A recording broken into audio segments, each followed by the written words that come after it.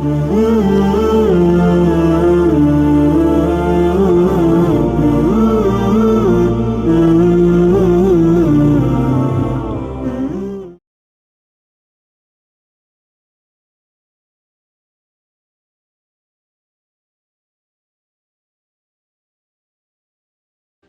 بار بار میں اس لیے وضاحت کر رہا ہوں کہ غزوہ بدر کے واقعے میں لوگ کہتے ہیں یار وہ بھی تو صرف 313 تھے اور ان کے پاس تو اسلحہ بھی نہیں تھا، جب وہ 1000 پہ غالب آ سکتے ہیں تو ہم کیوں نہیں آ سکتے؟ تو وہ نبی نے کا ارادہ لڑائی کا نہیں تھا، نبی کا ارادہ کیا تھا؟ اس تجارتی قافلے پہ حملہ کرنے کا، لیکن اللہ نے خود قرآن میں کہا کہ ہم کچھ اور چاہتے تھے، ہم چاہتے تھے اسلام کا ایک معجزہ دنیا کے سامنے ظاہر ہو جائے اور صحابہ کو موٹیویشن ملے کہ کتنے کمزور تھے، اللہ نے تمہارے نہ چاہتے ہوئے بھی تمہیں بہت بڑی طاقتور جماعت سے لڑا کے تمہیں فتح دے دی ہے۔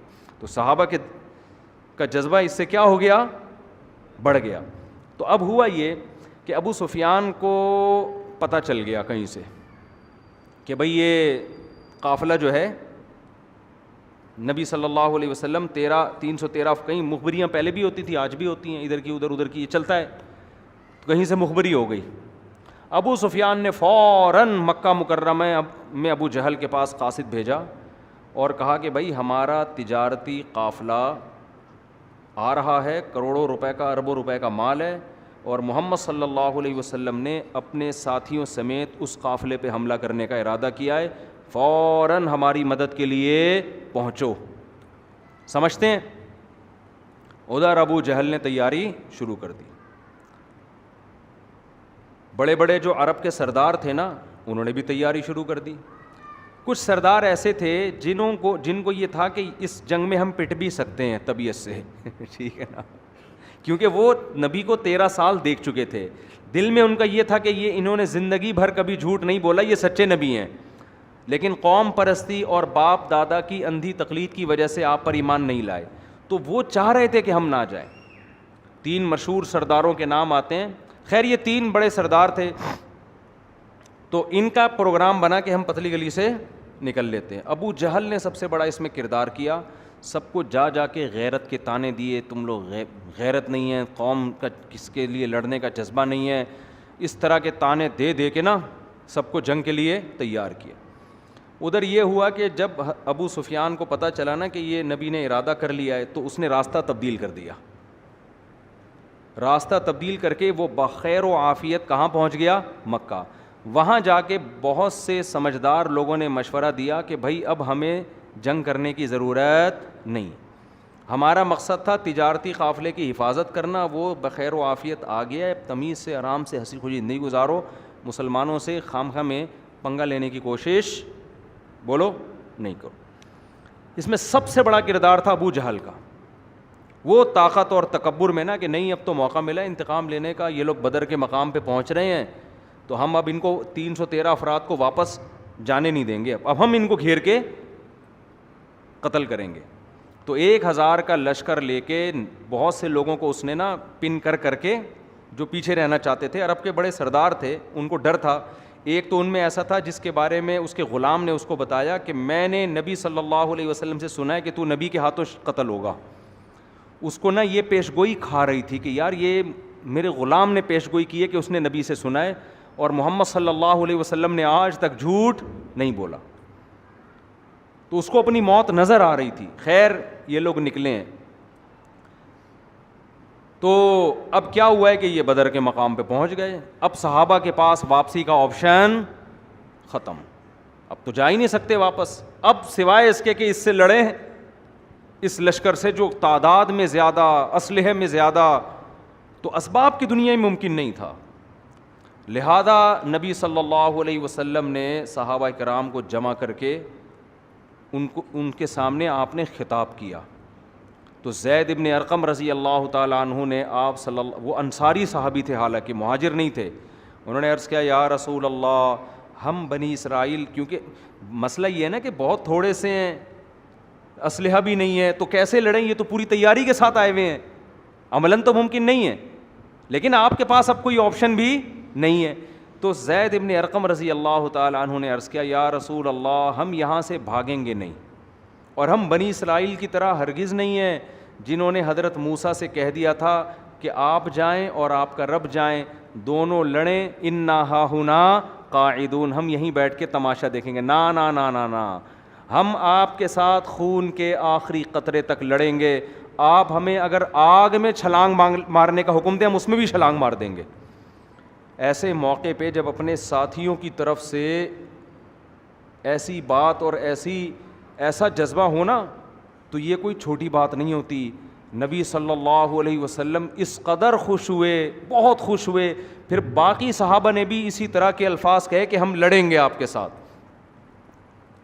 حضرت ابو بکر, حضرت علی. اب ہوا کیا ہے کہ جب جنگ شروع ہوئی ہے, اچھا ان 313 میں زیادہ تر مہاجر صحابہ تھے, انصار کم تھے.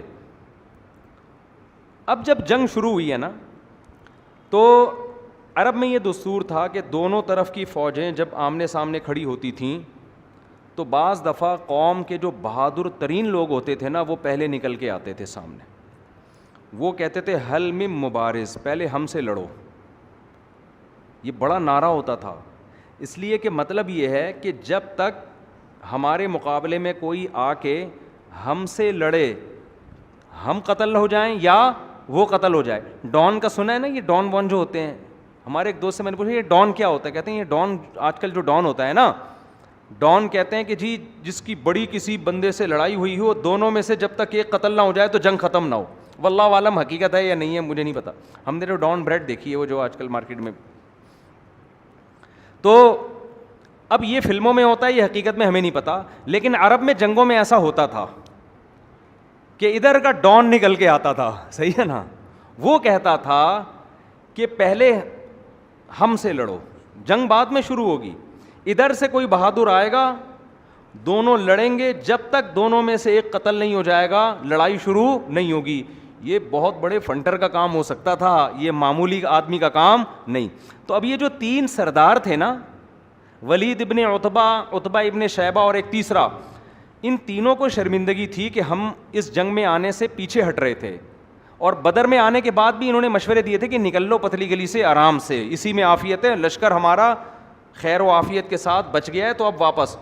ابو جہل ان کو مسلسل تانے دیتا رہا, تم عورتوں کی طرح چوڑیاں پہن کے بیٹھ جاؤ, تم یہ کرو, جیسے ہوتا ہے نا. ان کو یہ شرمندگی تھی کہ یار ہم نے جانے کی باتیں اتنی کر لی ہیں, اب جب جنگ ہونی ہی ہے تو اپنی خفت مٹانے کے لیے, کیونکہ واپس جانا تو قوم کے پاس ہی ہے نا.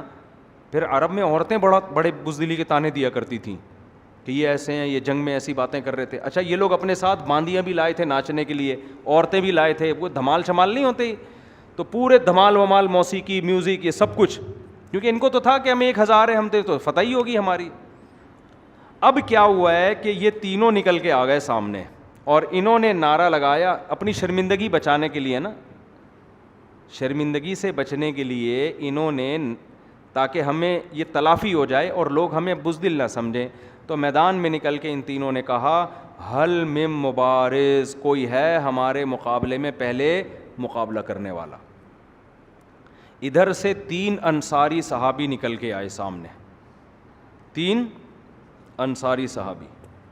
اب آپ ان کی بہادری دیکھو, تھے عرب نا, اور تھے قریشی ہاشمی نبی کی قوم کے. انہوں نے کہا نا نا نا نا نا, اب جب لڑائی ہوگی تو ہمیں ہمارے جیسے لوگ چاہیے, سمجھ رہے ہیں نا, ان سے لڑنے میں مزہ نہیں آئے گا.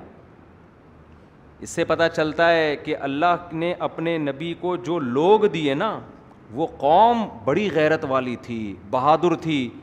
نبی صلی اللہ علیہ وسلم نے ان کی غیرت کا رخ چینج کر دیا ہے. اگر یہی بنی اسرائیل ہوتے, یہودی ہوتے نا, تینوں کبھی سامنے نکل کے نہ آتے, اور نکل کے آتے تو ان کی تمنا ہوتی کوئی پدے پدے سے ہمارے سامنے آ جائیں جن کو شکست دے کے ہم کیا کر لیں, اپنا نام روشن کر لیں. تو عرب کی دشمنی بھی, اچھا مدینہ میں کیا تھے منافق یہودی, وہ سارے یہودی تھے. مشرکین مکہ میں کوئی منافق نہیں تھا, ہمارے نبی کی قوم میں کوئی منافق نہیں تھا. وہ اگر اندر سے کافر ہیں تو باہر سے بھی کافر, اندر سے مومن ہے تو باہر سے بھی مومن. یہود میں کیا گڑبڑ ہو رہی تھی, باہر سے کچھ اور, لا الہ ہؤلاء ولا الہ ہؤلاء. قرآن کہہ رہے ہیں مفاد وہاں نظر آئے تو ادھر لڑک گئے, ادھر نظر آئے تو ادھر لڑک گئے. اس کو کہتے ہیں 2 نمبر آدمی. تو یہ تینوں نکل کے آئے, انہوں نے کہا کہ بھئی 3 بندے آ جائیں وہاں سے. تو وہ جب آئے تو انہوں نے کہا نا نا نا نا, یہ ہمارے اکفا نہیں ہے, ہمارے کفو نہیں ہے. تو پھر رسول اللہ صلی اللہ علیہ وسلم نے حضرت ابو عبیدہ، یہ بھی قریشی ہاشمی، حضرت جعفر طیار رضی اللہ تعالی عنہ، یہ بھی قریشی ہاشمی، اور آپ نے حضرت علی رضی اللہ تعالیٰ عنہ، حضرت علی بھی نبی کے چچا زاد اور حضرت جعفر طیار بھی نبی کے چچا زاد اور حضرت ابو عبیدہ بھی نبی کے رشتہ دار، چچا زاد تو نہیں لیکن اسی قوم کے. تو ان تینوں نے دیکھ کر کہا کہ نعم اکفاؤنا، ہاں ہاں یہ ہمارے کیا ہیں، ہمارے جوڑ کے ہیں، ان سے لڑائی میں مزہ آئے گا. تو جب لڑائی شروع ہوئی ہے تو حضرت علی اور حضرت حمزہ نے ان دو کا انا للہ کر دیا، ان دو کو قتل کر دی. انا للہ تو نہیں کہنا چاہیے کافروں کے لیے، ان دو کو جان سے مار دیا. لڑائی ہوئی، وہ یہ دونوں غالب آ گئے. لیکن حضرت ابو عبیدہ بن جراح رضی اللہ تعالیٰ عنہ کا جس سے مقابلہ ہوا تو اس نے حضرت ابو عبیدہ بن جراح کی ٹانگ پہ اتنی زور سے تلوار ماری کہ وہ ٹانگ آپ کی شہید ہو گئی، کٹ گئی، اور آپ کو میدان جنگ سے لایا گیا. لیکن پھر ان دونوں صحابی نے حملہ کر کے اس کو بھی قتل کر دیا. تو بعد میں حضرت ابو عبیدہ رضی اللہ عنہ زخم کی تاب نہ لا سکے اور آپ کی شہادت ہو گئی. تو ادھر سے ایک، ادھر سے تینوں. اس کے بعد ایک لڑائی شروع ہوئی ہے. تو لڑائی میں اتنی زبردست پھر قرآن نے تسلیاں دیں، انہی آیتوں میں اللہ نے بیان کیا اذ یریکہم اللہ فی منامک قلیلا، اللہ نے صحابہ کا رعب ان کے دلوں پہ بٹھا دیا اور ان کو جماعت کم کر کے دکھائی کہ یہ تھوڑے لوگ ہیں، اور ان کو یہ دکھایا کہ یہ بہت زیادہ لوگ ہیں. پھر اللہ نے آسمان سے فرشتے نازل کیے مدد کے لیے. تو بڑی زبردست جنگ شروع ہوئی. تو ایک مشہور صحابی ہیں، ان کا نام ذہن سے نکل گیا، اس جنگ میں ان کا بھی بڑا کردار ہے. دو صحابی تھے، حضرت معوذ اور معاذ، یہ دونوں بچے تھے. اچھا، اس جنگ میں کچھ بچے صحابہ کو واپس بھی کیا ہے. کچھ صحابہ ایسے تھے جو نوعمر تھے، آپ صلی اللہ علیہ وسلم نے ان کو جنگ سے واپس کیا.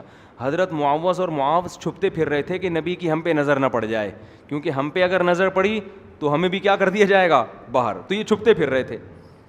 تو ایک مشہور صحابی ہیں، اس وقت نام ذہن سے نکل گیا، وہ کہتے ہیں کہ میں نے اپنے دائیں بائیں غزوہ بدر میں دیکھا کہ معوذ اور معاذ جیسے بچے کھڑے ہوئے ہیں.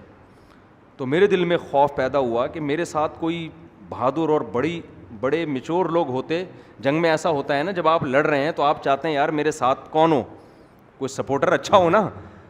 کہتے ہیں میں نے دیکھا کہ یہ دونوں کیا ہیں، بچے. تو میرے دل میں خوف پیدا ہوا.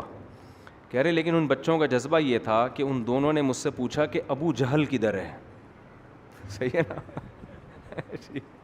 انہوں نے مجھ سے کیا پوچھا، جیسے ہمارے دور کے بچے ہوتے ہیں مجھ سے انکل ابو جہل کہاں ہے. ہمارے دور میں کوئی ہوتا ہے نا انکل کہتے ہیں نا بڑوں، ابو جہل کہاں ہے. کہتے ہیں میں نے کہا بھائی یہ تو بڑے بہادر بچے ہیں. معوذ، اور آپ نے نظموں میں نام سنا ہوگا نا حضرت معوذ اور معاذ کا. تو انہوں نے کہا ہم ابو جہل کہاں ہیں، ہم نے سنا ہے وہ اسلام کا سب سے بڑا دشمن ہے. تو پھر یہ لوگوں سے پوچھتے پوچھتے ابو جہل کے پاس پہنچے، لڑائی ہوئی اور بالآخر ابو جہل کو انہوں نے گرا دیا. لڑائی ابو جہل زخمی حالت میں، یہ نہیں قتل نہیں کر سکے اس کو یہ، اور ان کا بھی بازو کٹ گیا. غالباً معوذ یا حضرت معاذ رضی اللہ تعالیٰ عنہ کا بازو کٹ گیا. تو وہ نبی صلی اللہ علیہ وسلم کا معجزہ ظاہر ہوا، آپ نے وہ بازو لگایا اور وہ بازو جڑ گیا. یہ جو ابو جہل تھا نا، جب یہ جنگ میں زخمی ہو کے نیچے گرائے تو حضرت عبداللہ ابن مسعود رضی اللہ تعالیٰ عنہ، یہ بہت دبلے پتلے صحابی تھے. ان کی پنڈلیاں اتنی باریک تھیں کہ یہ شلوار ٹخنوں سے اوپر اٹھاتے، اس سے زیادہ نہیں اٹھاتے تھے. وجہ اس کی یہ تھی، کہتے مجھے شرم آتی تھی اپنی پنڈلیاں دکھاتے ہوئے، اتنی باریک پنڈلیاں تھیں. تو یہ تھے بھی غریب مسکین. یہ اصحاب صفہ میں سے تھے جن کے بارے میں آتا ہے نا غربت کی وجہ سے پورے کپڑے نہیں ہوتے تھے پہننے کے لیے. تو یہ بڑے مسکین صحابی تھے. انہوں نے جب دیکھا کہ ابو جہل جو ہے یہ پڑا ہوا ہے زخمی تڑپ رہا ہے، تو یہ اس کے سینے پہ جا کے بیٹھ گئے اس کی گردن کاٹنے کے لیے.